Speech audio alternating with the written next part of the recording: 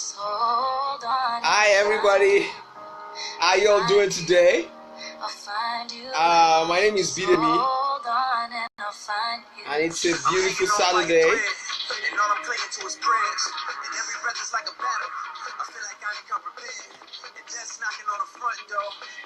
So how are you doing today? Let's see. It will be our first viewer today.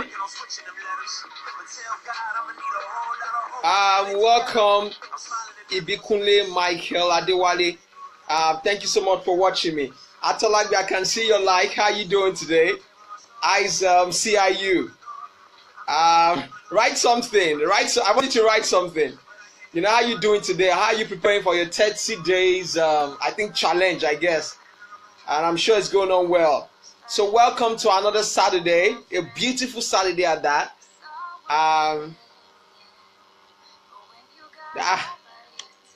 Awesome, that's great. That's so great. Let's see if other people will join us. I just have something to share with you guys, with everyone today. Something so much more interesting. Okay, tonight is 30 minutes mindset. Okay, that's great. If I can join you up, I'm going to join you up. If I can do that, I'm going to do that. So let's see if anybody is coming up again before we move further. Okay, thank you, Ibikunle, for your like. I can see your like. So how's your finances been so far? Do you also have projects that is going to cure poverty all around the world? Do you have projects that are going on that is going to cure the widespread of poverty that we have all around the world? And when I talk about poverty, I'm not only talking about finances. I'm not only talking about money right now. I'm talking about there are some other aspects of poverty, not necessarily money. So I think we will start very soon. We will be able to start now. Okay, someone is here. Welcome, Gladys Inwosu. How are you today? How's your family? How's your passion for your calling? What else? How are your kids, if you have any? How are they doing? Thank you so much for joining me. So I have a good news for everybody. And the title of today's broadcast is Poverty Has a Cure. Poverty, it surely has a cure. Definitely, we know it has a cure. Okay, fine. I'm fine too. So today I'm going to be sharing on poverty has a cure. Nelson Mandela said, while poverty persists, there is no true freedom. While poverty persists, there is no true freedom. It simply means that the way God actually created the world is for everybody to be connected. It's for everybody to be connected. Welcome, my friend, my brother, Fakolujo. Thank you so much for joining me. So the way God created the world is for everybody to be connected. Welcome, Sheon Yaya. That's one of my good friend and a good banker at that. So we are created to be connected. So if something goes wrong in your environment and you are passive about it, then something is wrong. It simply means that what affects your neighbor, what affects the next person close to you, should also affect you.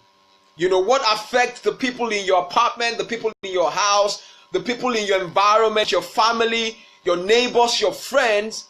Welcome, my beautiful wife, Toluwa Somoye. Thank you so much for joining me. Should also affect you. So Nelson Mandela said, while poverty persists, there is no true freedom.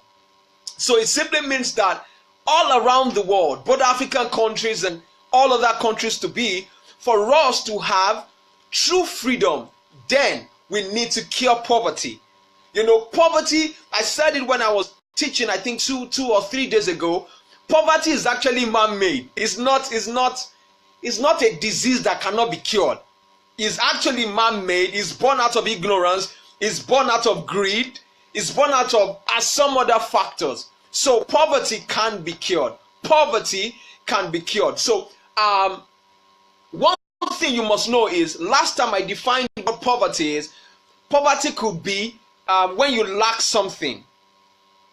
Poverty could be when something you have is inadequate. Poverty could also mean that when, like, you don't have access to something, you don't have it. Do you understand? So poverty simply means lack. It means inadequacy. That's the definition of poverty. And the first thing you must know is that poverty actually starts with the mind. You know, it starts with if you look at how people who are poor, if you look at how they talk, if you examine how they talk, it's because of what they have been fed with. It's because of the information they have been, their environment, their society, organizations, what they have been fed with over time becomes part of them. It simply means that we are a function of our environment. We are a function of our society. We are a function of our culture, because those are the things that forms who we are. Those are the things that informed our decisions up to this age. So at a younger age, you can't make some decisions on your own. Your parents are going to make decisions for you. So, but however, your parents will make decisions based on the environment they grew in. They will make decisions based on what they have gone through. They will make decisions based on the culture of what they have been used to. So note that poverty is not a cause, it can actually be solved. So poverty means inadequacy, like I said, it means when you lack something. However, my main point for today is that we have different types of poverty. You know, we have series of poverty, but I was able to pick some, and you know, I was able to do like a research on it just to tell you how I feel poverty can be cured. So poverty, you have various types of poverty, but I'm going to name a few. I'm going to name, I think, 5 thereabout. 1, mental poverty. Mental poverty, that's number 1. Number 2, when I was doing my research, I came up with something, educational poverty. So 1, I said mental poverty. 2, I said educational poverty. 3, social poverty. 4, financial poverty. Simply means when it comes to finances, physical thing. Number 5, spiritual poverty. So the first one, I said mental poverty. The second one, I said educational poverty. Number 3, I said social poverty. Number 4, I said financial poverty. And number 5, I said spiritual poverty. So I'm just going to take them. I think I'm going to take 1 and 2, or just the first one today. Just to, so next week I'm going to continue on the other types of poverty. Welcome, Queen Oriyomi. Gina, thank you so much for joining me. So, number 1 is mental poverty. What is mental poverty? Mental poverty simply means that you are poor in your mind. You might have money. In fact, you can be financial in terms of finances. You can have money yet still remain poor. You know, that's the way life is. So number 1 is mental poverty. Mental poverty, like I said, simply means you are poor in your mind. You are impoverished. The definition says is a state of limited educational resources. Is a state of limited educational resources.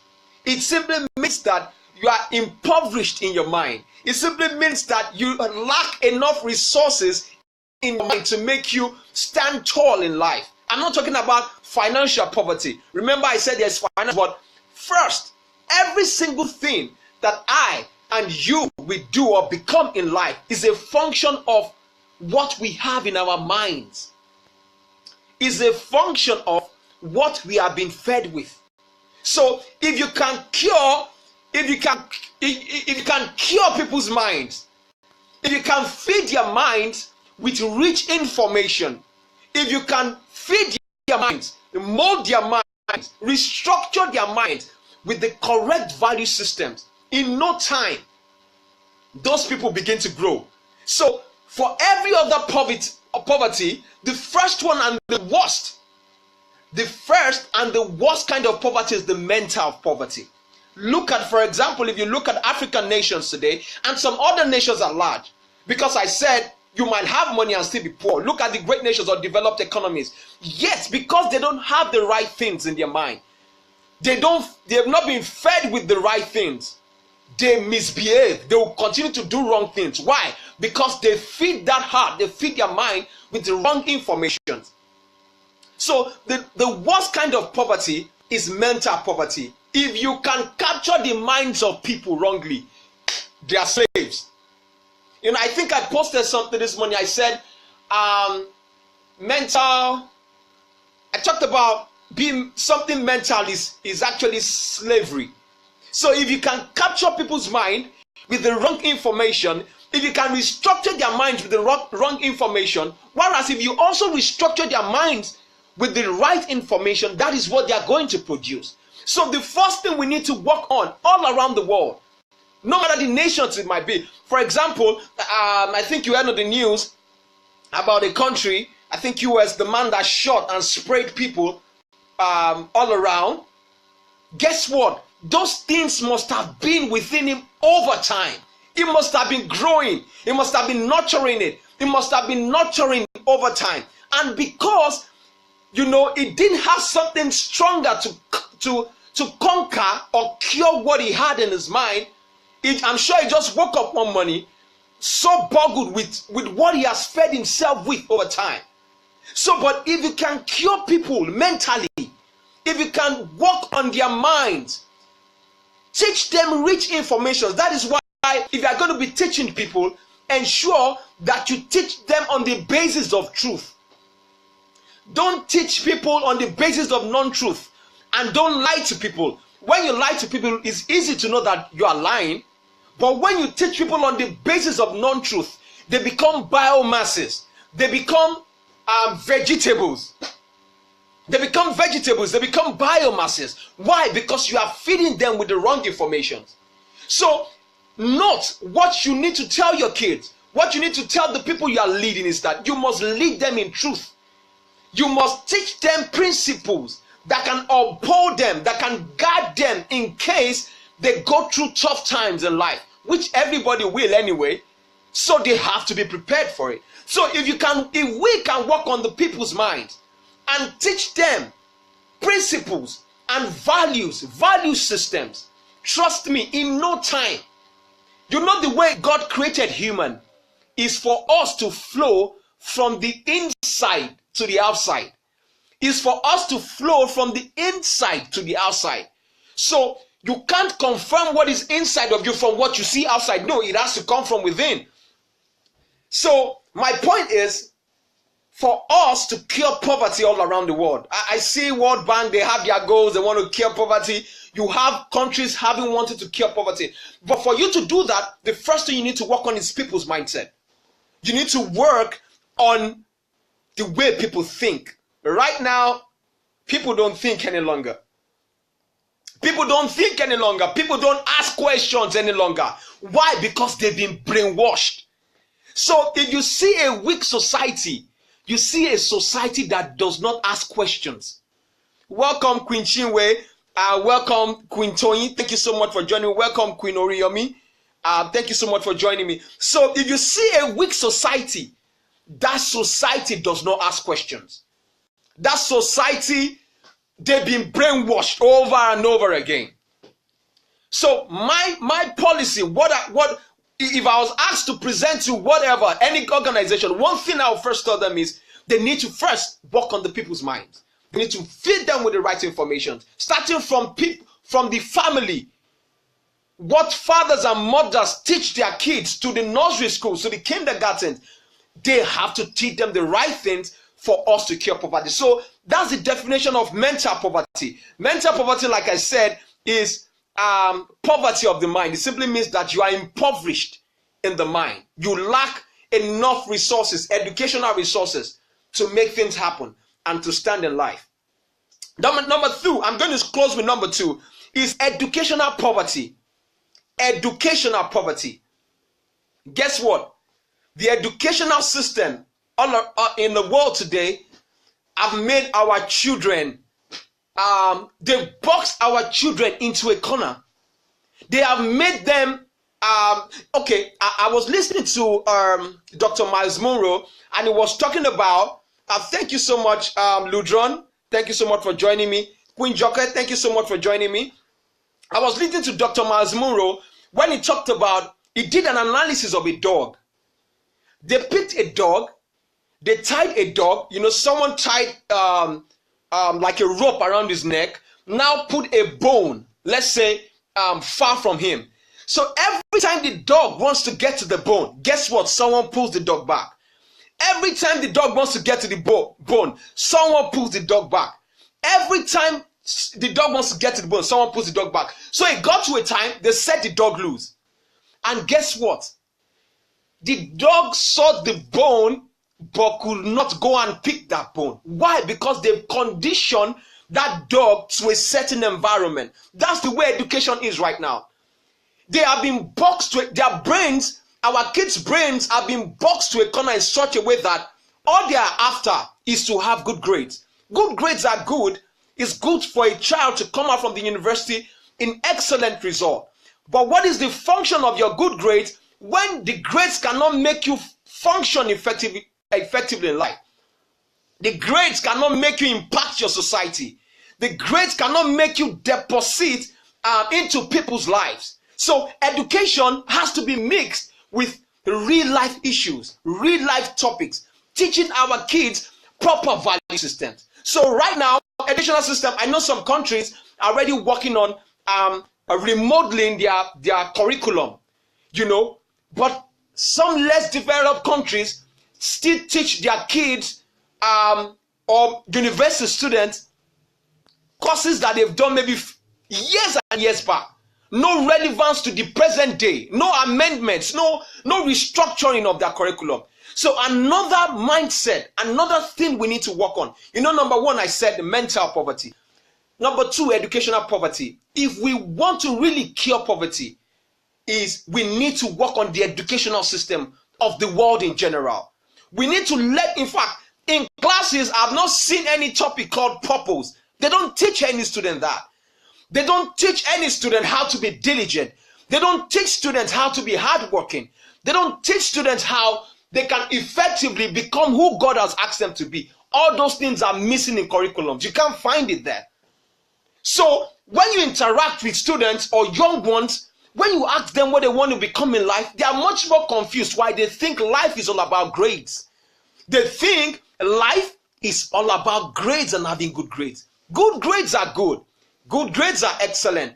But every single person on the face of the earth, whether Muslim, whether Christian, whether Buddhist, whether Scientologist, any one of them, whether Rastafarians, they must know the purpose why God has created them. So that's the second form of poverty that we need to look into. And I think I'm going to stop with that 2 points today, not to overbore you, but just remember that for us to cure poverty all around the world, the first thing we need to work on is the mind of people. We need to push out books so that,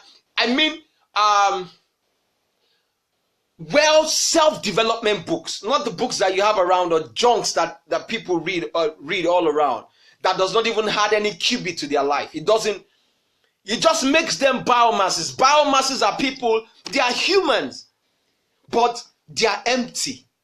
They walk around just like we do, but they don't have substance. They don't have something that you can interact with.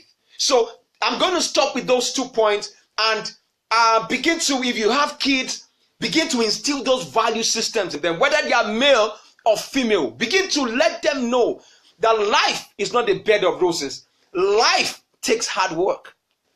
Yeah, life takes a lot of hard work.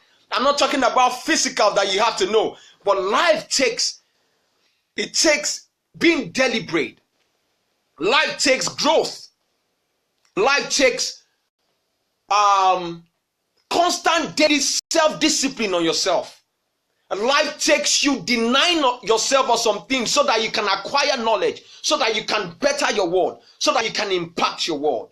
So those are the 2 I'm going to stop with today. Next week, I'm going to attend to the other three. The other three I said financial, spiritual, and I said social poverty. Thank you so much for joining me. I hope you have learned something. You can teach your kids these things. Let them know that life, tell them to have good grades, but let them know that life is not only about good grades. They need to be developed. Their mindset needs to be developed. Thank you so much for joining me. And I'm sure you learned something. I'm so glad that you joined me today. Welcome, Miss Elizabeth. Thank you so much for joining me. My one and only Queen Chiwe. Love you very much, ma'am. Thank you, Olanike Shamonda. Thank you, Dad. Olurokpo. Thank you. Love you, sir. Thank you, Ludron. Thank you so much for joining me. Thank you, Queen Joke. Thank you, too. I really appreciate it. Thank you, Queen Toyi, for watching. Thank you, Brenda. Thank you, Oriyomi. Thank you, all of you. And don't let us forget to share this so that people can know that we spoke about this. Let our young ones, let them begin to develop themselves all over again.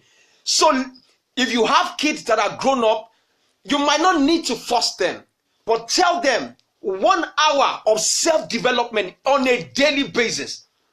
1 hour of condition them to read. Condition them, because readers are leaders. Readers are the only one that can lead other people effectively. You know, we have some leaders that, you know, they call them leaders, but they don't really have the stuff. You know, so let our kids know that at least 1 hour in a day, let them spend it on self-development. Thank you so much for joining me. Let's go and share this, please, everybody. Let's share this. Thank you so much. I love you. This same time next week, I'm gonna see you. Bye.